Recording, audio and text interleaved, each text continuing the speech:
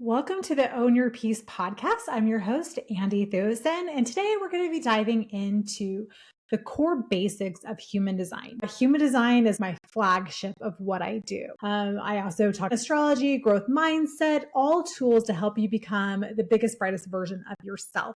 But one of the things that I really rely on the most is human design. So this is kind of going to be a basic understanding of where it came from, what it is, and how it can help you. So human design was created back in the 1980s. It was a visitation, if you will, in the 1980s. So if that triggers you of where this came from, let's put a pin in that for now. But it is something that came from the stars. There was a visitation from beings, and they gave this system to Ra Uru Hu. If that is, oh my gosh, you've lost me, that's weird, put a pin in it. I also very skeptical myself. Here's the key thing. I have read hundreds of charts at this point in my life, and I have not come across a one that didn't resonate. It wasn't accurate for that person. So for me, the proof is in the pudding. If you don't really agree with visitations and whatnot, let's look at, does this make sense for me? Does this resonate to me on a soul level? But at the end of the day, we are at a very small cog in a very big wheel of the universe. So we've got to understand that we're not the only ones here. We're not alone in this thing. There are energies outside of ourselves. So there is something more. We always have to have that curiosity and that open-mindedness. So I ask for you to be a little bit more open-minded, to be a little bit curious as I go through the basics of human design. So that's where it came from. If that's like, oh, whoa, I don't know about that, which I did, if I'm going to be honest, then let's look at the results of this program and what it does. So human design is what I call your owner's manual. It's how you best move through the world, how you energetically are meant to move through the world. And in human design, there are 5 energetic types. So if I had to tell you 3 things, and those are the 3 things I'll go over today in this Human Design 101, the 3 basic things. If you just take these 3 things from human design, your life will change. It is a game changer. And that is your energetic type, your strategy, and your authority. If I just taught those 3 things of human design, you'd have some really good information for shifting the trajectory of your life. There are a million different keynotes of human design, and I love every single part of it. I can dive deep on any of it. But for the purposes of this particular podcast episode, we're going to stick to human design energetic type, your strategy, and your authority. So there are 5 types of energetic design. And this is really how we energetically move the world and how we are best meant to, because we're not all meant to move through the same. Even if you're the same energetic type as someone else, there's going to be other things that factor in that change how you show up. So the most rare, usually I start with the most, the one that everybody is, and that's the generator or the manifesting generator, but we'll start at the top. We'll start at the most rare. And the most rare is a reflector. They make up about 1% of the population. And I have, as I've read hundreds of charts at this point in time, that actually tracks. For the amount of charts I've read, the amount of reflectors I have read for or interacted with is about 1%. So it's interesting how these numbers are thrown out there, but they're actually very accurate. So reflectors are here to be mirrors. They are here to mirror back to you the energy. So if we're diving into the dynamics or the what reflectors are meant to do, they're really meant to be these sages that are meant to be in the middle of our communities that reflect back to us how we're doing as a society. So if we have reflectors who are in our towns or in our cities and they're sick and they're not doing well, that's a reflection about us as a community on how we're doing. So it's really important for reflectors to be in areas that feel good to them. They are the ultimate vibe checkers. If they are with energies that are low and dense, that is going to affect them and how they feel. So they need to be in places that feel good to them, that feel great to them, and also being in their own energy. There's going to be a natural draw to being in nature for reflectors because there is this beautiful energy. We feel it when we're out in nature, that beautiful sense of peace that comes. So if you are one of the rare reflectors, the 1% of society, then really you need to honor your peace. You have to honor what feels good to you. If you walk into a restaurant or if you walk into a place of business and immediately you are getting your spidey senses are up, you don't feel good about it, it just feels off to you, get out of there. That's not a place that you're meant to be. So really honor what feels right and true for you, because you are meant to be the true reflectors of this world, correct? Also, at the same time, you are meant to really ebb and flow and change. And you're meant to really go through life expressing so many different variants of yourself. That's why when we get to strategy, you have that 28-day cycle, because you literally live your life in many circles of time. So when the moon is in Aries, you're going to have a lot of Aries energy. You really do reflect the moon cycles. You reflect the energy of the moon, and you are meant to be change, and you shift and you evolve and you can become so many different things. The worst thing that a reflector can do is to remain the same. They are meant to shift and evolve and play throughout life and really be in this energy of discovery of themselves. And they discover themselves by being different versions of themselves. So if you know a reflector in your life and they constantly are, you can't put your thumb on them because they're always shifting and changing and they're always being unique. And all of a sudden you thought you knew them and now there's this new version of them, then they're doing life correctly. They are meant to continuously almost be a chameleon in the way that they move through life. So if you're a reflector, keep changing, keep shifting, keep moving through life with this openness, this curiosity, this ability to allow yourself to move and to shift and to change. The worst thing you can do, again, is stay the same and not allow yourself to evolve and change. You're really here to be this curiosity chaser of life where you're constantly seeing these different versions of yourself. Yeah, you can be this Jesus loving Christian, and then you can be this crystal gal, or you can go over here and be an accountant. The sky is the limit for you. Try on as many hats as possible, play as many different games as possible. Allow yourself to be curious and always open to shifting and changing, but do so in a way that honors you and that is in alignment. Yes, you are a mirror, but you will still have to take responsibility for your own stuff. Sorry, there are reflectors out there that, oh, I don't need to take responsibility because I'm always just reflecting back what other people are showing me. Yes, that's true. But that's if you're in true alignment and you've done your work on yourself. You have healed your mirror, if you will, because there are a lot of reflectors that have cracks in their mirrors. And their reflection back to you is not going to be true and accurate because they haven't done the work to heal their mirror. So if you are a reflector, yes, you are a mirror. And some people are going to like you and not see, they're going to look back because they don't like themselves and not like what they see when they see you.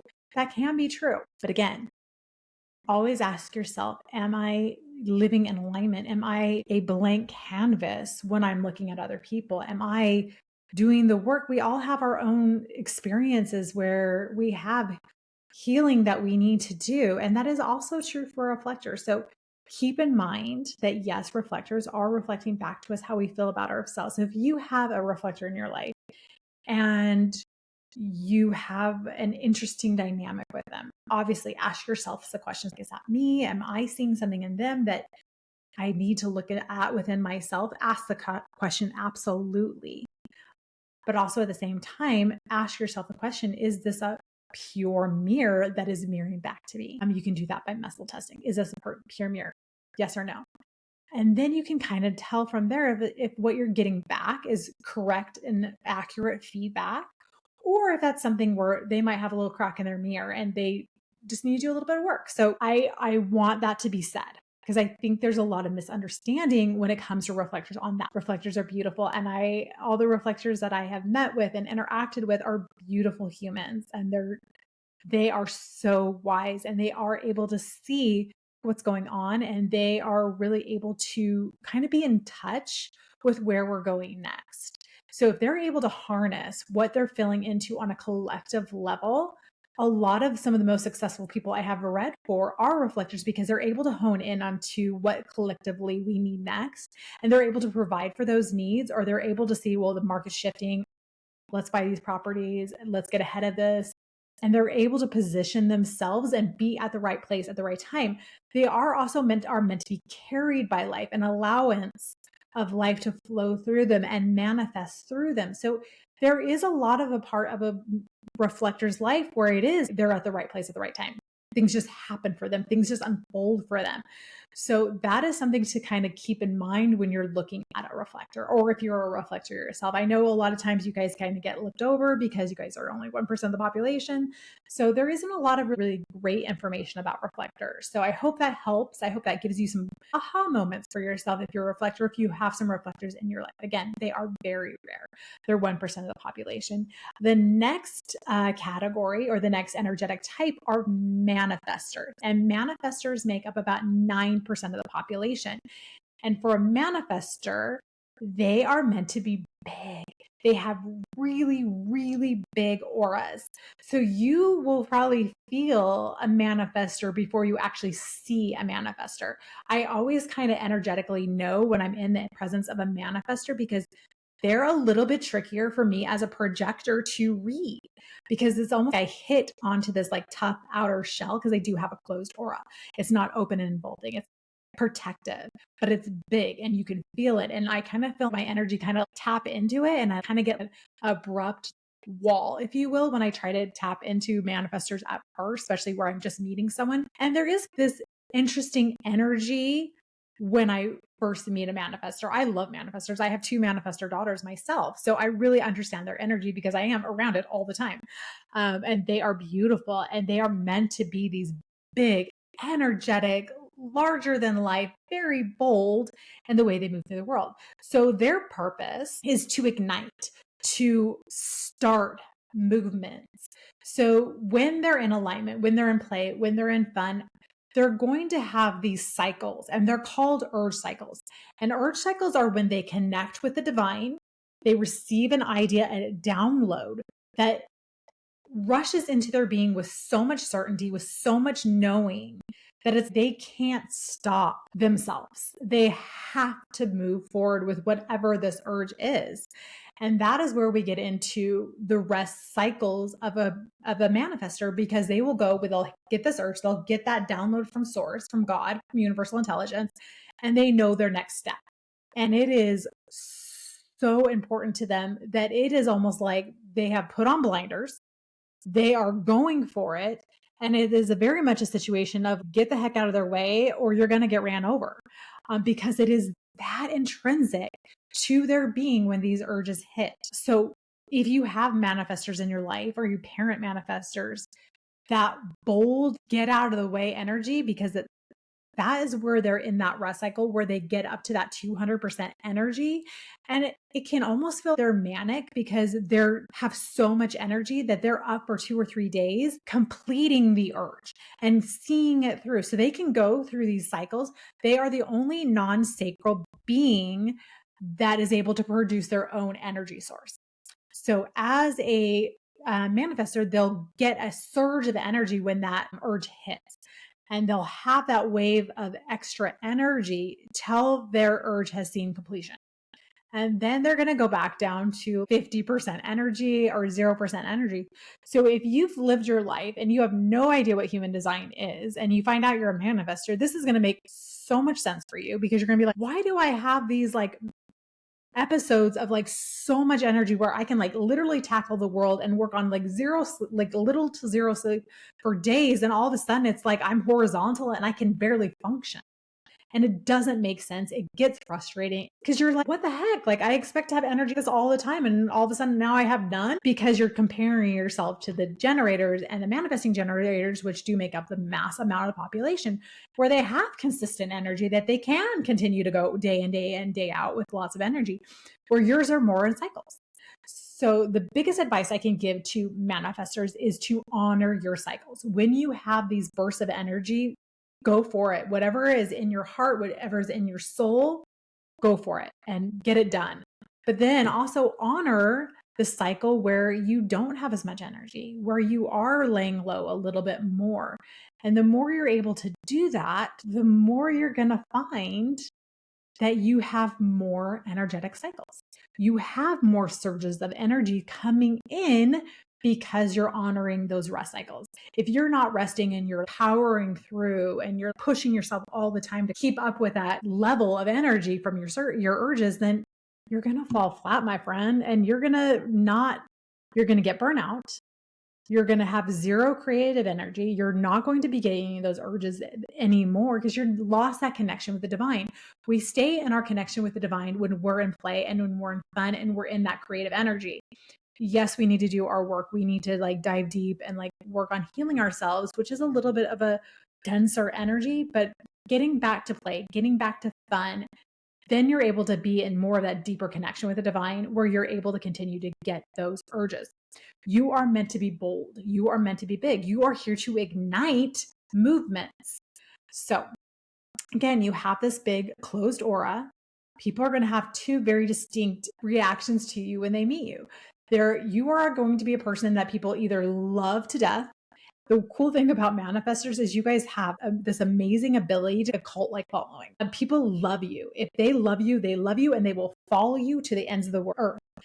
If people don't like you, they don't like you. And it is either or. The textbooks of human design, it'll say manifestors have this repelling aura, which I think, okay, that's a harsh word, repelling. And nobody wants to hear that they're repelling. But what that is it's a sifter. You are here to be the bus driver. And you are here to pick the location, where we're going, what snacks are we having. You're directing this thing. You're driving the bus. And that sifting aura helps you figure out who's meant to be on your bus. And not everyone is meant to be on your bus. There are going to be a lot of people who are going to ride a different bus, and that is 100% okay. Stop with the people pleasing. Please, manifestors, stop trying to get everybody to like you and ride your bus. You're not here for everybody. You're not everybody's cup of tea. And you might be the biggest, juiciest peach in the orchard, but not everybody likes peaches, and that's okay. So the more you settle into the fact that you're not for everybody, not everybody's going to like you, that's okay, then you can be really confident. Okay, ladies, gentlemen, this is my bus. We are going here. This is what we're doing. If you're down for that, get on my bus and we're going to have a great old time. If that's not what you're up for, cool, find a different bus. You're not being, hey, I'm a bus driver. Where would you like to go? What do you want to do? Let's figure it out together. That's not your purpose. Your purpose is to be, this is my bus. This is where we're going. Get on or find a different bus. And the more you're bold, the more you own what you're wanting to bring to the world, what movement you're meant to bring to the world, the smoother that goes for you. And you'll be able to start attracting more and more people to your bus because you're so clear on where your location is and where you're going. If you're, I don't know what I want to do, hemming and hawing, and you're not very confident and you're not very bold in what you're doing, many people are going to ride your bus. You're going to be stuck and feel caged, and a lot of anger is going to be moving through you because you're not in alignment with that. So the best advice I can give you is get really clear on what it is that you want to move towards. A really important thing for manifestors to look at is your incarnation cross. Well, I'll do a whole nother podcast on incarnation crosses. It's one of my favorite things to talk about. But that is really kind of almost like your special sauce that you're meant to bring to this world. So if you look at your incarnation cross, and the incarnation cross is really driven by your personality sun, another placement in human design. This is episode number 2. We're going to get into a lot of this. So just hang with me here. Okay. This is level 1, basic 101. We'll get into more. Look at those things. And another really great place to look at is kind of tying over into astrology and what your north node is and what house that's in, because that can really give you some clues onto where you're meant to go and how you can develop that into the movement or the bus that you're driving. Okay. So those are some really cool things to look at as a manifestor, and just own it. Own that you're big, you're beautiful, you're meant to be huge. You're meant to have this encompassing energy. don't downplay it. Don't make it feel small. The more you placate yourself and make yourself small to be liked, that's actually going to make you more repelling. But the more you're like, who I am, take it or leave it, and that's the vibe that you put out there, that's when you become the most magnetic. So just keep that in mind. Okay, now moving on to our projectors. Myself, I'm a projector. So this one I know very well. And projectors make up 20% of the population. So we're also more on the rare side. It's a bigger population of projectors. And again, with the amount of readings I've done, these really kind of factor into the percentage. Because I think I am a projector, I do attract more projectors, which is kind of cool. I love connecting with projectors because finding out that I was a projector was a complete and utter game changer. Made my whole life make sense. So as a projector, you're a non-sacral being. So you don't have as much energy as everybody else. So you really do need to honor your energy and be very cautious with it because you don't have the same supply that everybody else has. So if you're a projector and you're listening to the first time, you just pulled your chart on my website and you're like, oh, cool, I'm a projector. What does that mean? I'm going to listen to this podcast and find out. You probably have been trying your whole life to keep up with everybody else and you are exhausted, so tired, and you don't know why. It makes sense. I would look at my sister who's a generator and she would be able to put up Christmas in a day. And I have 2 boxes of Christmas stuff. My sister has 30 and she will put that whole dang thing up and have so much energy. She gets so excited about decorating her house for Christmas. And I look around at her house and I'm exhausted at the amount of effort that she has put into Christmas decorations. That's the difference. That is a lot of work. That's not efficient. I'm going to have to take it down in a month.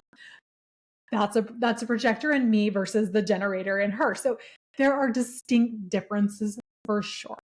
As a projector, we are here to see.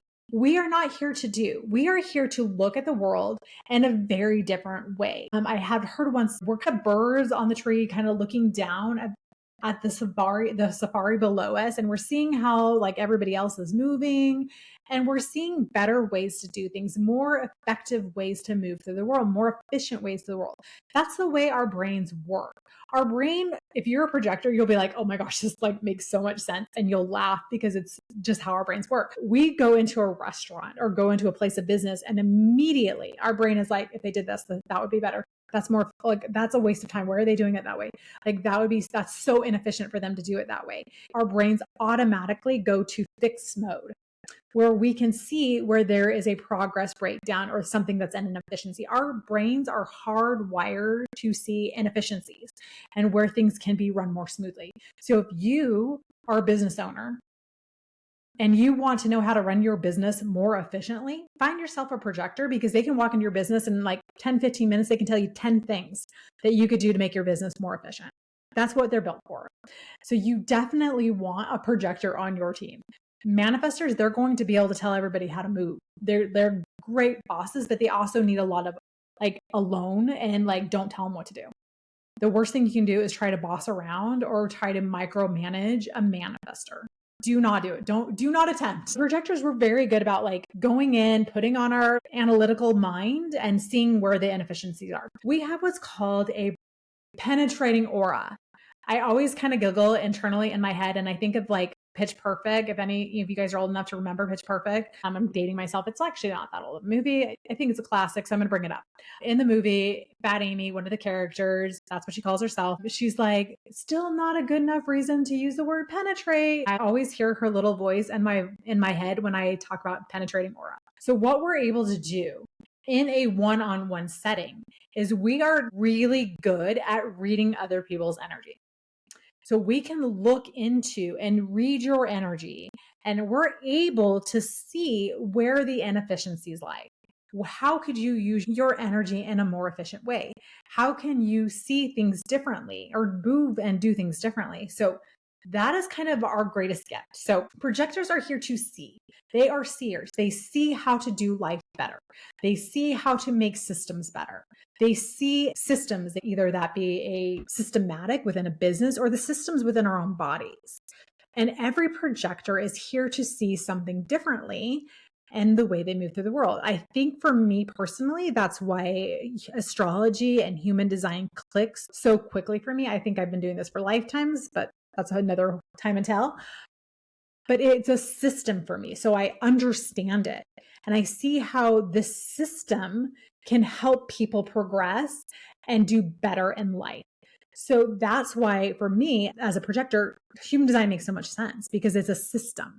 And the same thing with astrology. It's a system that we can look to correct, to make better. And with my coaching clients, just talking to them, I'm able to look at their scenario or whatever issue is facing them that week that we're talking about. And I'm able to see it kind of from that bird's eye view. And I'm, well, have you thought about doing it this way? And they're, no, try that.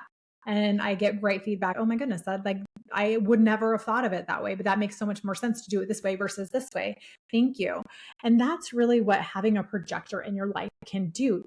They see things differently. I have an amazing friend and she sees flowers and systems and is able to create these beautiful, amazing bouquets and arrangements that are so unique to her because she's able to see systematically how to move things to make them look a certain way.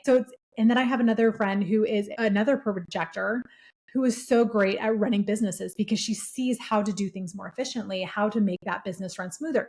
So it's kind of fun when you connect with other people of your energetic type and you start talking and sharing and you're, oh my goodness, this is what I see. This is how I tap in. And it's fun. I think at one point I will do panel discussions with 2 or 3 projectors or 2 or 3 manifestors, and they can talk about their experiences so that you can hear from others who are your same energetic type. I think that would be a great episode where we do that. So in the pipeline, again, episode 2, we're just starting this thing out. We're just beginning this thing. So something to keep in mind. Projectors are that. They're here to see things differently and find more efficient ways of doing things. But again, their energy is not there. They're not waking up every day with a full tank of gas. There are some days where I just don't have it in me. I feel like I got hit by a Mack truck. And then there's times where I wake up and I've got plenty of energy and I'm able to do things. So if you are a projector, try to limit work to 2 or 3 hours a day. So with 2 or 3 hours a day, this is when I say this, I mean work, things that feel like work to you. For me, I could read charts all day. I could talk on a podcast all day because that doesn't feel like work to me. That sounds like fun. That's a good time for me. So that doesn't feel like work. But when I have to like make social media content or write blog posts or like clean my house or order groceries or cook food, those things are taxing to me and wear me out. I find ways to do those things more efficiently.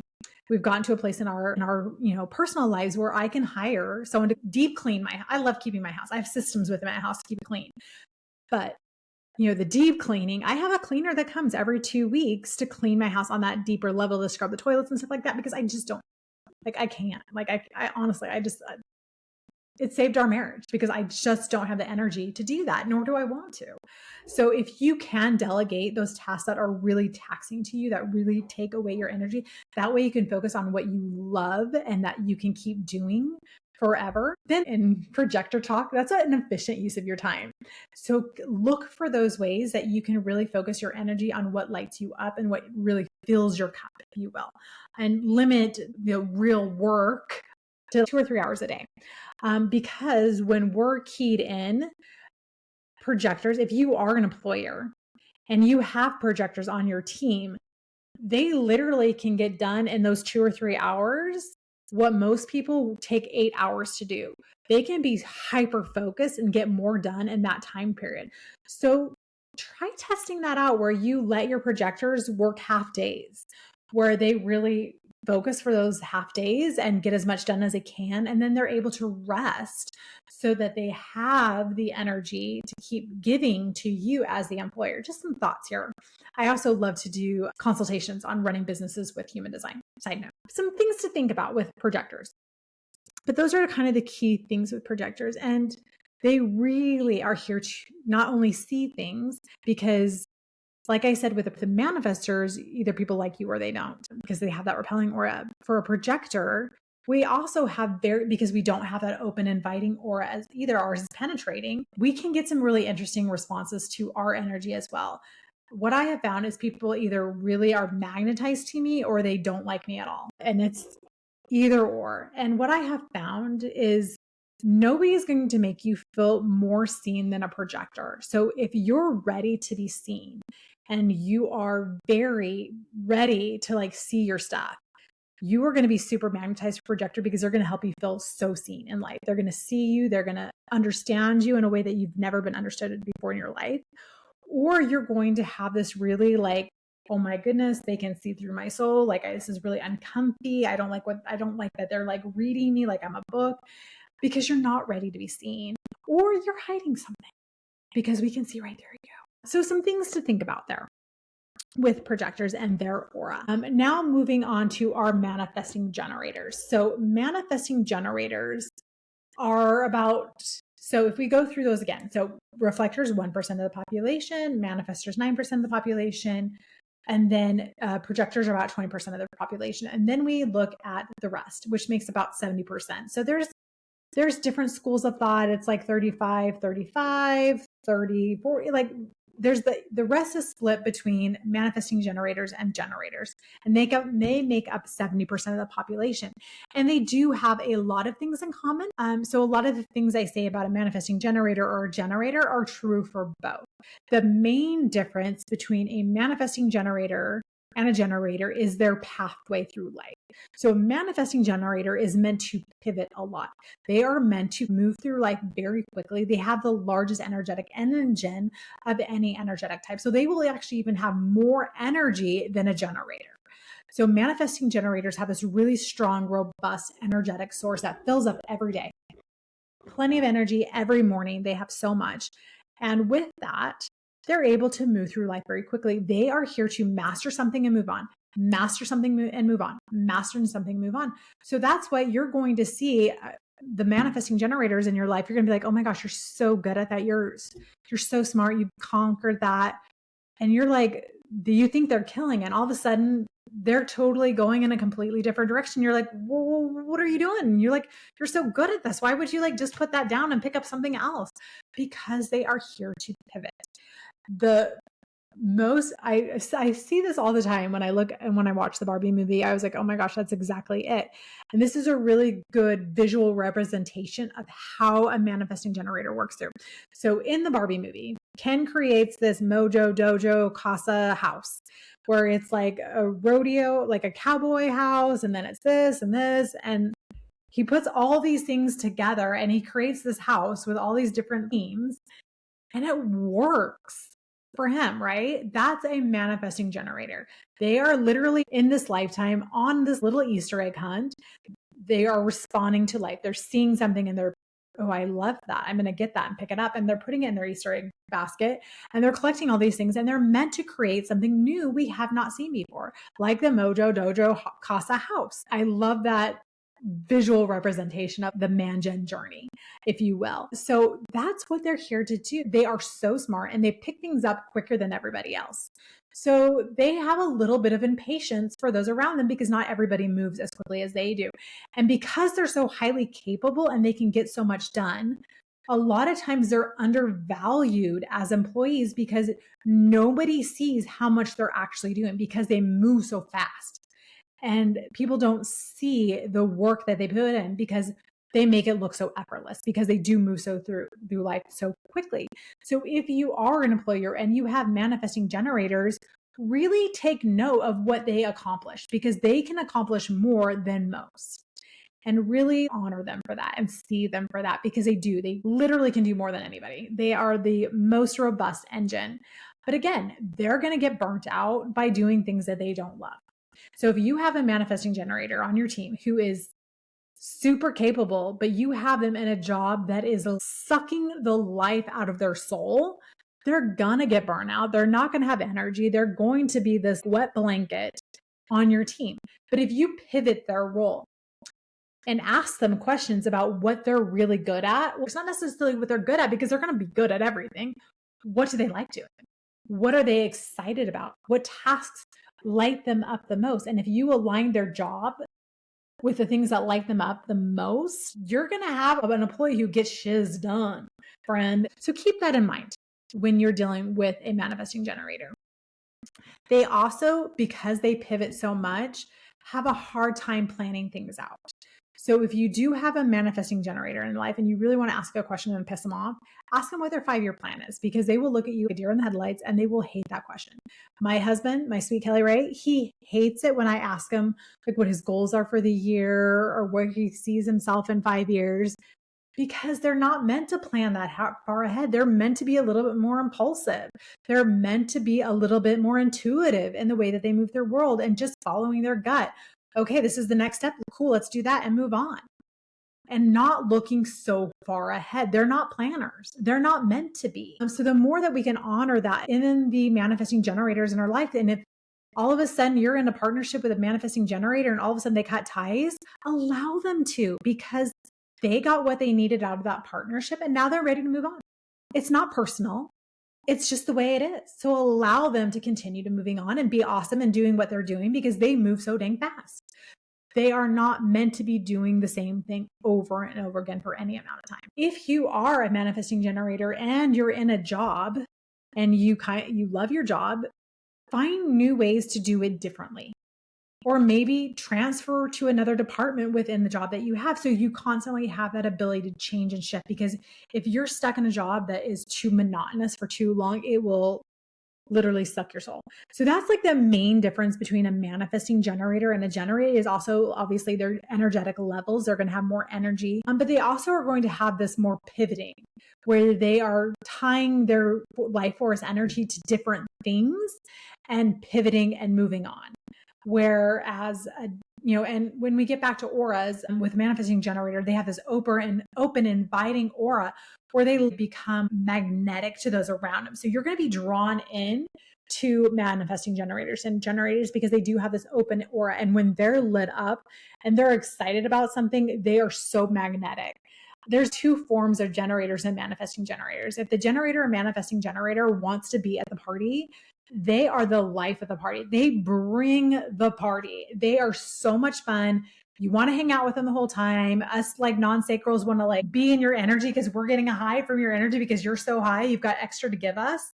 It's really kind of a fun thing. Or you don't want to be there and you're like the biggest wet blanket there because you want to be there. So you are energetically putting it out there. You don't want to be there. So we can feel that. We can feel when you're doing something you don't want to do.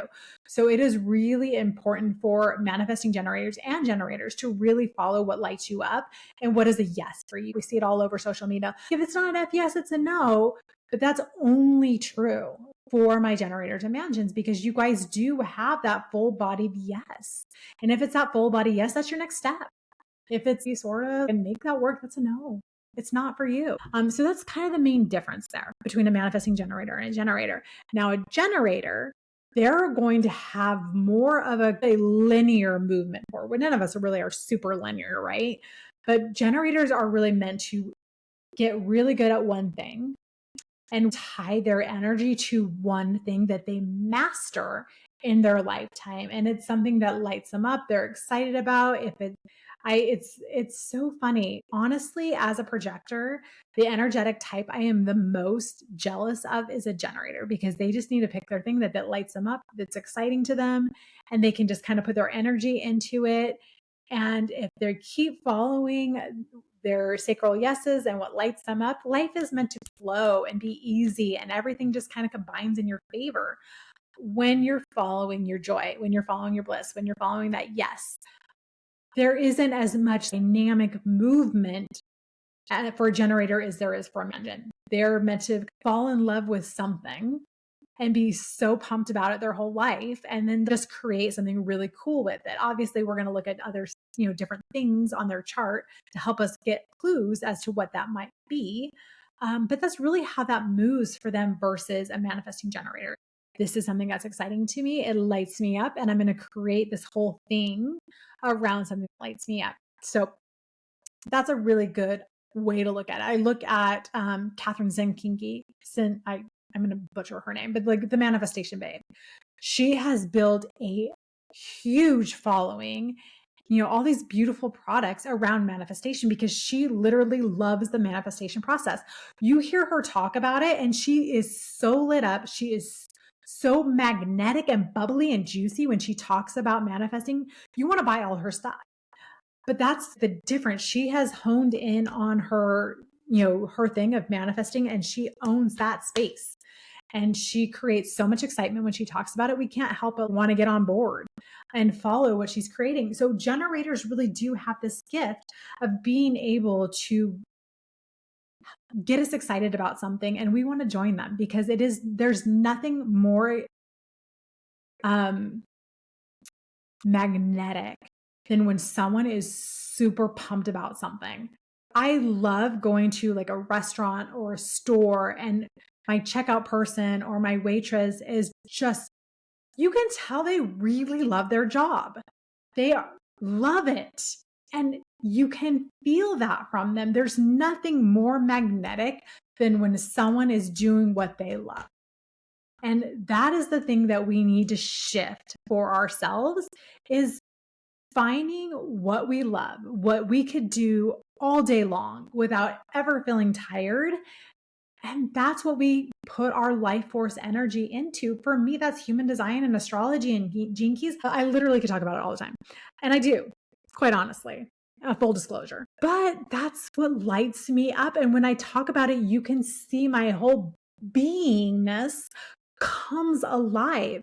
And when I do that, that's when I become the most magnetic. But if I'm talking about something that doesn't light me up, I'm not going to have that same effect to me on other people. I'm not going to be as magnetic. We are the most magnetic when we are in alignment with our soul's love. And so here we are on earth trying to figure out what that is. And then we use these energetic sources. So like going through all of these, like a reflector is going to allow life to guide them. And they're going to have things that are exciting to them, that feel good to them, or places that feel good to them. And they're going to allow those to guide them. And that's when they're going to be the most magnetic. They have that mirroring energy where they can tap into other people, but they don't take it in the way that a projector does. And then we have these manifestors who have these big, bold ideas and movements and ways to shake up the world. And that's when they become the most magnetic, and we want to follow them to whatever they're doing. And then we have projectors who are showing us how the world looks, gifting us, or showing systems or better, efficient ways to do things. And that's where we can't keep our eyes off them. And then again, we have these manifesting generators who are putting all these weird and interesting things together that they've collected throughout their lifetime, and they're becoming magnetic when they do that. Or we look at these generators who have mastered something and they're so good at it and they love it and they become the most magnetic. I guarantee you, regardless of what it is for you, there is a way to make money doing what is on your heart and on your mind. That's why you need to have a coach or somebody in your life who can help you figure out what that is and hone it in and figure out how to monetize it so that you can be doing. Nobody should be stuck in a job that they hate, that is sucking their soul. Absolutely not. The thing is, there is somebody who on this planet right now who loves garbage. They want to be the best garbage man they can be. They absolutely love riding on the truck. And that is just what makes their heart content. This is where it gets really exciting, friends. The sky is the limit. We live in an amazing world where we can truly do whatever we want to do and figure out a way for it to support us in this human thing where we have bills to pay. And that's the most unsexy thing to talk about is, yeah, we got bills to pay. We have things to do. That's not exciting.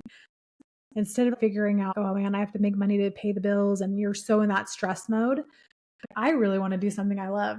And I want to do something I'm really excited about. And I'm going to have that lead my actions. I guarantee the money is right there. It's right there with it. And it's just figuring out what that looks like for you. So I love that for you. So those are the 5 energetic types. So now we're going to move on. This is going to be a longer episode. I was hoping it was going to be shorter, but knowing myself, it's not. So hang in there, guys. Now we're going to talk about strategy. So each energetic type has their own strategy. So if we look at reflectors, their strategy is to wait lunar cycle or 28 days.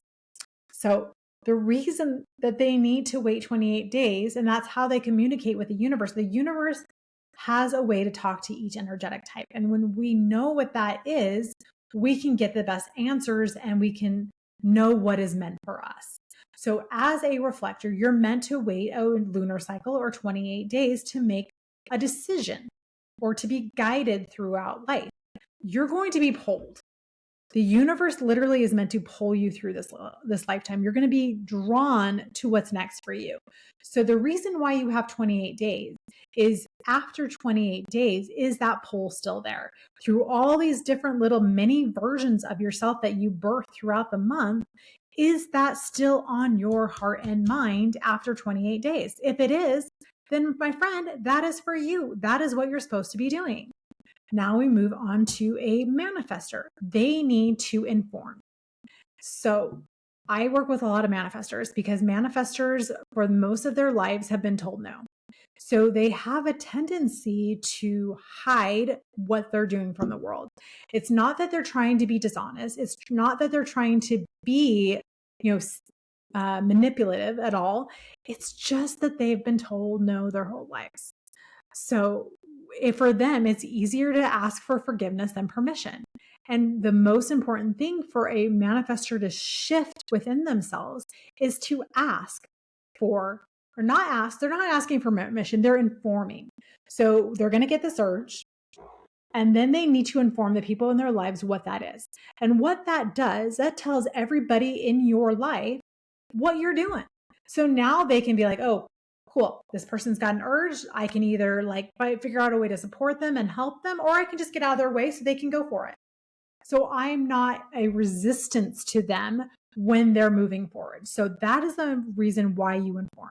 It is either so that you get assistance from the people in your life, or they get out of your way so you can go. So I have 2 manifesting daughters, and I have raised one without human design. I figured it out when she was into her teen years.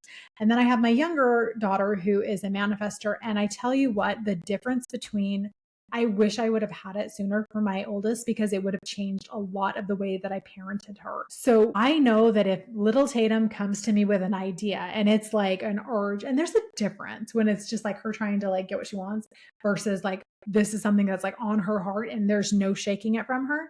A perfect example of this, and I like to tell the story a lot, so you might have heard this story from me before if you know me. It was the 5th grade wax museum. So in the 5th grade wax museum, what they do is they're supposed to pick a historical figure. They're supposed to do a report on this person. And then for the museum, they're supposed to dress up like this person and create a little presentation about the history of this person. So my little Tatum, she picked Phil Knight, the creator and owner of Nike. So she had it in her head what she wanted this figure to look like. So, I went across and she borrowed her brother's suit coat. She borrowed some Nikes from her sister, but the night before this actually it was the day before. Take that back. She's like, Mom, I need to have a wig for my costume. And this is in her head. She sees this project completed and she's wearing this wig and presenting it. She sees it in her mind. And that is the way it has to be. And I'm like, projector and my uncle, that's not efficient. That's going to be a waste of my time because it's not Halloween. So I can't go to a Halloween City or any of those places where it's easy to find a wig like that. We waited till the day before, so can't Amazon Prime it to me in enough time. But she was not letting it go. So at that time, I knew about human design. I decided, I'm like, well, this is an urge. This is something she has in her mind that this is the way that it has to be. So I went and I looked at Zerkers and I found something that would work for a old man white wig so that she could look like Phil Knight. And I got it for her. And so she informed me what she wanted. And I was able to assist her in the completion of that urge by helping her find that wig. So I was able to do that because she informed me as to what it was she wanted. She wasn't sneaking around or trying to do it on her own. She asked for the help. She informed me of it. And when she did that, I had a choice. I could either be a resistance to her to seeing this dream come true, or I could be a help and help support her in getting this vision to reality. I chose to assist. I will assist every single time. So I got the wig. And the look on her face of how proud she was in her cute little Phil Knight suit and Nikes was worth every penny. And you could see that in her mind, it was an urge fulfilled. She had the vision of what it was going to look like. She had everything else figured out. She just needed this wig so she could finish out her dream. And she was so excited to have this little wig on her, for her presentation. And it was worth everything. So that's why you as a manifestor need to inform, is because you need to let people know how to help you. Whether that's getting out of the way so they're not a resistance to you, or they're able to hop on board and help. That is why informing is so important. And that is why that's your strategy. You're informing people so that you don't have resistance. And then you can just forge ahead with whatever there is. You're not having to wait for anything. You can just get that idea, let people know what's going on, and you go for it. That's the proper mechanism for that manifestor. Now we get to projectors, where it is wait for invitation. When I first heard that, I'm like, oh, I don't like the way that sounds. That sounds terrible. I don't want to wait for an invitation. And what that is as a projector, our whole thing is helping people. That is why we're here. We're help here guide people. So our job is to allow people to see us so that they can invite us to help them. If you're a projector listening to this, the most important thing you can do is to see yourself first. Every single one of us as a projector needs to see what our gifts are and understand and acknowledge our gifts. When we understand that this is what I'm really good at. I'm really good at floral decorating. I'm really good at running businesses. I'm really good at understanding human design and astrology and gene keys, and I can use those to help guide you.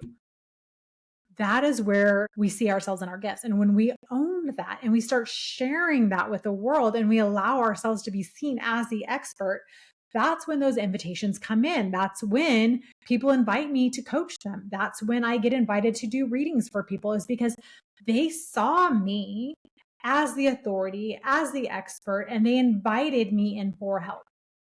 That's the key.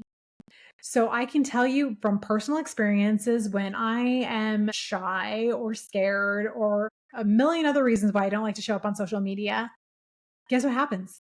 My calendar clears right up and I do not have a backlog of appointments. But the second I'm sharing or doing a podcast or doing YouTube videos or doing Instagram content, TikTok content, I'm showing up at businesses and talking about what I do, my goodness, my calendar is backed out for weeks because I allowed myself to be seen as the expert. And when I allow myself to be seen as the expert, you too, as a projector, when you allow yourself to be seen as the expert, that is when you're flooded with those invitations, or that's when you get more followers, and a follower is an invitation, just as a reminder there. That is when things get really cool for you. So your job is to allow yourself to be seen, or seeing yourself, understanding what your gifts are and sharing those with the world. And when you do that, that's when everything clicks. That's when those invitations come in. Another thing I will remind you of is that you do need to be invited. We projectors are really good at giving advice. We are very bossy because we see better ways of doing things. So I can't tell you how many times I have put my foot in my mouth and said things when I was not invited. So a friend, a girlfriend, or somebody is telling me about their life story and they just want me to listen. They don't want my advice. They didn't ask or invite me to share my point of view. And I tell them, I'm like, well, you should do this and this and this. What happens? It blows up in my face because I get bitter because they didn't take my awesome advice I just gave them, because my projectors, really do give like next level advice. Just going to throw that out there. So it's really important that before you impart your wisdom on other people, that you ask for the invitation. So even there are people in my life who have standing invitation, like they're like, you have an open invitation. You can share whatever you see anytime you want to, especially my coaching clients. I'm going to give it to you straight. So there's an open invitation there. But there are times where I'm with a friend or someone I haven't talked to for a while, and they're telling me about their life, and my mind is immediately going into, they could do it this way, this way. I'm fixing the problem in my brain. And they didn't invite me. So I listen and I just am there. I help you process. And I'm not going to tell you anything. I'm not going to say anything. I'm not going to give you any advice unless you invite me to. And once you invite me, then of course we'll share what I see. But that is where we projectors can get ourselves into a little bit of trouble, is because we like to tell people what to do from what we're observing. So unless you've been invited, keep your trap shut. Or if you're in a conversation with a friend, be like, would you like me to share my opinion on the matter? That way you're asking for the invitation, and then they can be like, you know what, I just want you to listen. Cool, sweet, that's what I'll do. Or if they want your advice, they'll be, yeah, I would love to hear your advice on this. Great. Then you have the invitation to share. So that's really important. So that's a key thing. So when we move now to manifesting generators and generators, your strategy is to respond. So the universe wants you lit up and enjoy. That is the cool thing about generators and manifesting generators. You guys are meant to be the happiest little lit up folks on the planet. Because when you're lit up and you're creating energy, you create energy for us non-sacrals over here, for the reflectors, the manifestors, and the projectors. So you actually are meant to be enjoyed. So the universe wants you to be happy.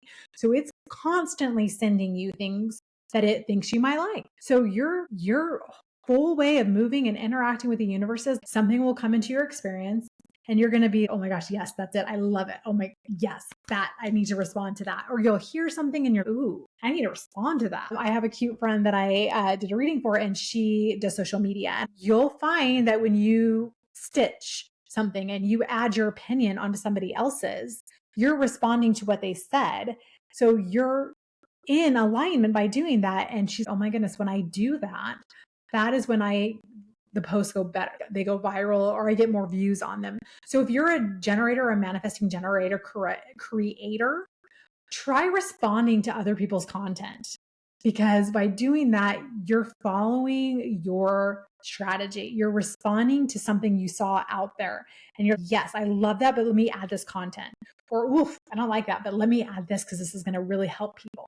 So really pay attention to where you get that gut. Yes, I need to respond to that, because that is the universe moving you into taking direction and action. So really pay attention to when you get that pull of like, yes, I need to respond to that, because universe is constantly, universe, God, Heavenly Father, whatever you want to call it, is constantly sending you things to light you up and to you to respond to. So the more you do that, it's going to allow you to flow with that. That's where it's really easy for you. You're not waiting for someone to invite you. It's literally, does this make me happy? Does this make me excited? Then yes, absolutely. Let's go for it. If you're an emotional, you might have to wade through some emotions. We'll get to that next. But literally, it is just following what lights you up. And the more you do that, and the more you trust that, the easier life gets. Here's the thing. Universe is constantly sending you things. It's going to send you all kinds of things. Some of those things are going to be crap sandwiches. And if you get a crap sandwich and you're like, oh, well, got a crap sandwiches. I don't really love it, but maybe I'll add some mayonnaise to it. Maybe a piece of cheese. It'll be decent to eat. Universe is going to be like, sweet, cool. This person loves crap sandwiches. Let's send them some more crap sandwiches. So it's really important for you to understand what you're saying yes to, because what you're saying yes to is you're sending a signal that that is what you want more of. So if you're saying yes to things that you are absolutely no's for you, then guess what's going to happen? You're going to get more of those no's. So it is really imperative for you to only respond to and take action when it is that full-bodied excitement and yes. That's the difference. So that is a strategy. So for reflectors, they've got to continue to vibe for that 28 days. Is it still pulling at them? Are they still being guided to that direction after 28 days where they've like kind of lived through all these mini cycles of their lives? And if it's still, yes, I want that. That's still like, ooh, still pulling on my heart. Then you're on the right track. They're meant to move a little bit slower, and that's okay. You're meant to be different than 99% of the world. So it's okay that you move slower and that takes longer for you to make decisions. But if it's still on your heart after a whole moon cycle, 100% that's yours. Take it. Then a manifestor, you're going to get those urges.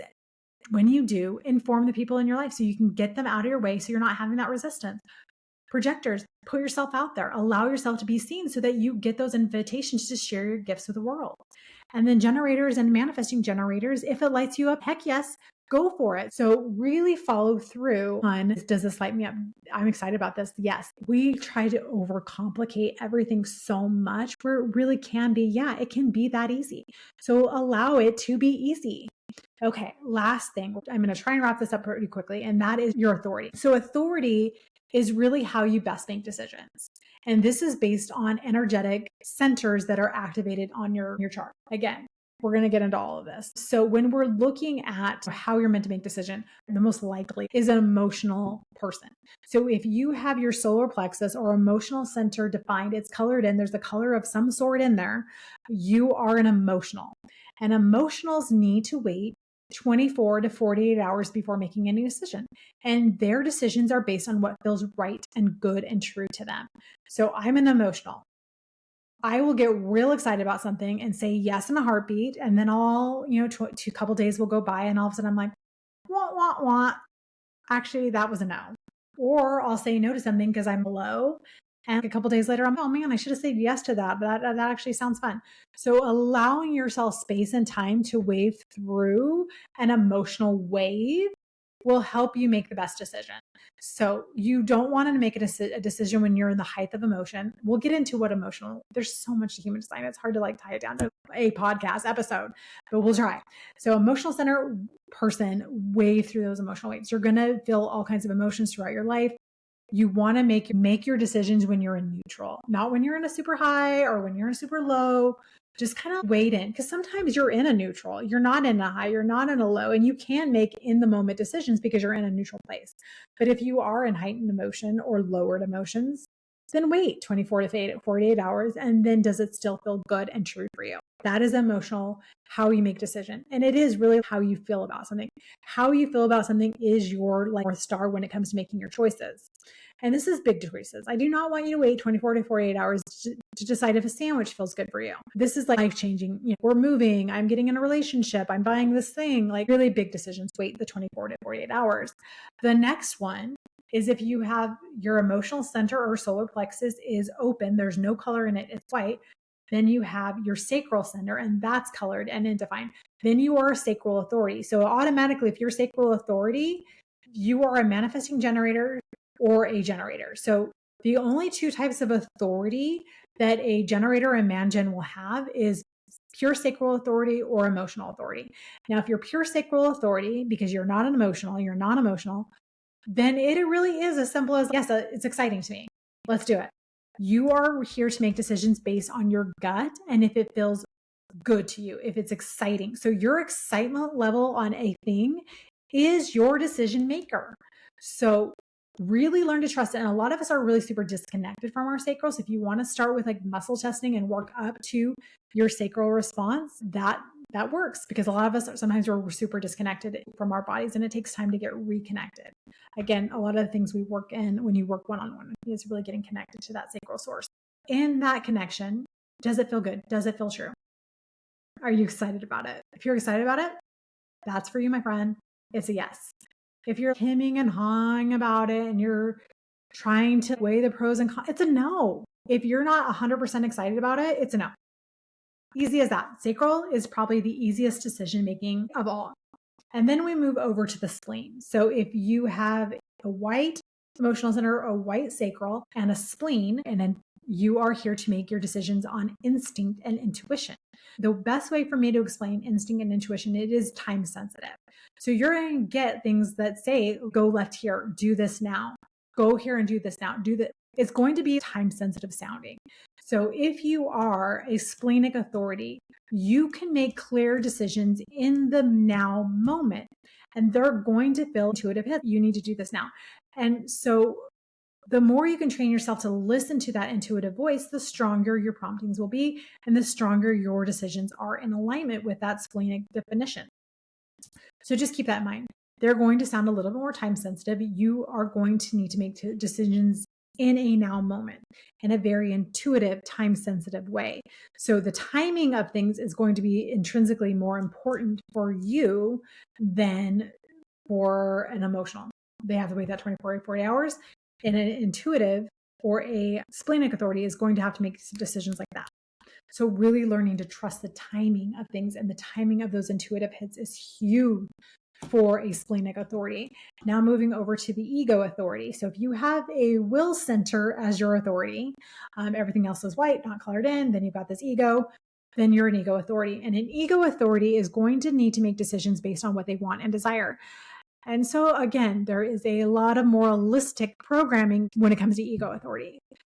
If it's on your heart, if you want it, if you desire it, if you are in alignment, those desires are going to lead you where you're meant to go. They're going to guide you into helping other people and creating products and things that will really make a difference when they're in alignment. So you have to get away from why would I make a decision based on what I want? You're meant to make decisions based on what you want. That is meant to be your guiding star. If you desire and you want it, game on, go. That's what you're meant to make decisions based on, is on your desires and your wants. So if you are a ego authority, really truly get clear on what you want and be very crystal clear on what your desires are, because those are where your decisions are meant to be made. Now we get to our a self-projected authority. That is when your G center is your authority. So your G center is all about direction. So if that is you and you are a G center authority, you need to talk things out. And when you talk things out, you will answer yourself. And the answer will be, and as you talk, I have a really good friend and she is a G center authority. And she will literally stop mid-sentence because she got the answer by just talking to me, but for what she needed to hear. So really pay attention, if you're a G center authority, to what your words are, because you'll get your own advice by talking it out. These are people who should have somebody who's trusted that they can talk things out to. Either that be a therapist, a coach, a really good friend, because the more they talk things out, the more they'll hear what they should be doing. So really pay attention to that authority. And then we move to the last one. And these are only going to be projectors. They have mental authority. So they will have their ajna or crown chakra. It'll be one of those. So if you're a mental authority, you are the only type of authority that needs to make decisions based on their intellect and what they ration out. The rest of us, our answers are in our body. We need to trust our bodies more than our minds. Our minds, they lie to us all the time. It's a distraction, whereas the answers are truly in our body. And the more we get in alignment with our body, the more clear those answers get. But if you are a mental authority, you are really here to observe the world around you, weigh the pros and cons and things, and based on what you see in your observations, they really are meant to make more logical decisions, more weighing things out. If you do know a mental projector, they are very much in their heads. They live in that headspace and they can really kind of get lost there. So they're meant to really think things through and really weigh pros and cons. So allow them that time and space to really think things out and weigh things out and look at their observations in a very reflective way. That is how they make the best decisions in life. So those are the key things. Whatever your energetic type is, moving through your world in that way, really looking at your strategy of how you're meant to move forward with things, whether that be waiting for something to respond to or waiting for an invitation. And then also your authority is how you make the most aligned decisions for yourself. So you stack these things. Let's say you're a generator. So you're meant to follow what lights you up and be excited about life and really just follow your passions. And then you stack that with you're responding to what lights you up. And okay, let's say you're really excited about paper clips. You just can't get enough about paper clips.